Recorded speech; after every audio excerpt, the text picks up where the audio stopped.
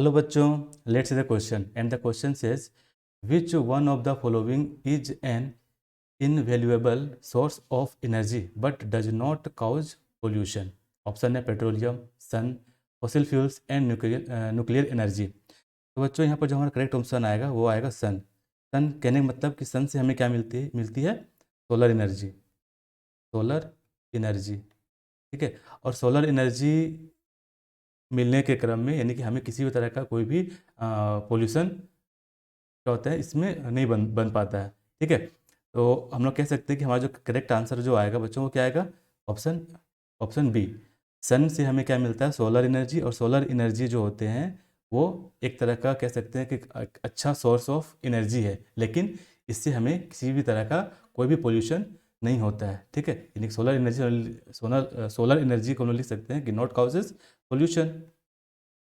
Not causes pollution यानी कि इससे क्या होता है, पोल्यूशन नहीं होता है, ठीक है। यदि हम लोग आगे की बात करें पेट्रोलियम, तो पेट्रोलियम से क्या होता है बच्चों, पेट्रोलियम चूँकि एक तरह का क्या है फॉसिल फ्यूल भी कह सकते हैं।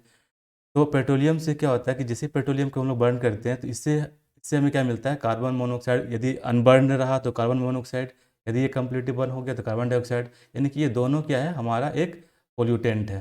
ये क्या है, एक पोल्यूटेंट है, ठीक है। जो कि क्या करेगा, हमारा जो एयर को क्या करेगा, ये पोल्यूट करेगा, ठीक है। यानी कि रिस्पॉन्सिबल फॉर पोल्यूशन, यानी कि इससे क्या होगा, हमारा पोल्यूशन होगा जब हम लोग क्या करेंगे, पेट्रोलियम को एज ए फ्यूल या फिर as a source of energy use करेंगे तब, ठीक है। सिमिलरली सी फॉसिल फ्यूल, ठीक है।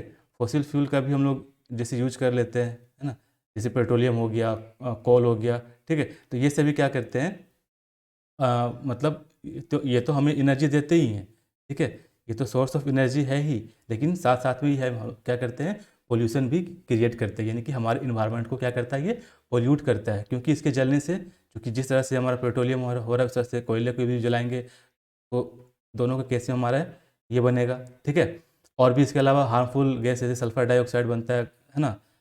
सल्फर डाइऑक्साइड बनता है, यानी कि हम लोग कोल को यदि बर्न करें तो देख पा रहे हैं कि ये सभी क्या है, एक तरह का एयर पोल्यूटेंट है जो कि हमारे एटमॉस्फेयर को या फिर इन्वायरमेंट को क्या करेगा, पोल्यूट करेगा। अब हम बात करते हैं न्यूक्लियर एनर्जी की, है ना। न्यूक्लियर एनर्जी, ठीक है। तो ये बात सही है कि न्यूक्लियर एनर्जी जो होता है वो सबसे हाई एनर्जी प्रोवाइड करता है, ठीक है। बट इससे जो न्यूक्लियर वेस्ट जो निकलते हैं, ठीक है, न्यूक्लियर वेस्ट जो होते हैं वो काफ़ी डेंजरस होता है। क्योंकि हमें पता है कि जो भी चूँकि न्यूक्लियर एनर्जी बनाने के लिए हम लोगों को क्या चाहिए, रेडियो एक्टिव एलिमेंट चाहिए।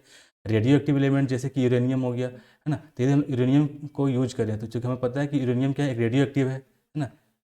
ये क्या है, एक रेडियो एक्टिव एलिमेंट है। तो ये क्या करता है, एक हार्मफुल जो रेडिएशन है वो जनरेट करता रहता है। तो यदि हम लोग न्यूक्लियर एनर्जी का यूज अधिक से अधिक करेंगे तो वहाँ पे हम लोगों को न्यूक्लियर वेस्ट का सामना करना पड़ेगा, जो कि एक क्या है कि रेडियो एक्टिव कह सकते हैं, वेस्ट कह सकते हैं। जो कि हमारे लिए काफ़ी क्या है, ये हार्मफुल हो सकता है हमारे लिए, और हमारे एटमॉस्फेयर के लिए काफ़ी हार्मफुल हो सकता है। क्योंकि ये क्या करते हैं, रेडिएशन रिलीज करेंगे, ठीक है। ये क्या करेंगे, रेडिएशन रिलीज करेंगे। तो हमारा जो बच्चों यहाँ पर करेक्ट आंसर निकल के आ रहा है वो क्या आ रहा है, बी, है ना। हम लोग कह सकते हैं कि option B is the correct answer. Hope you understood it well, best of luck.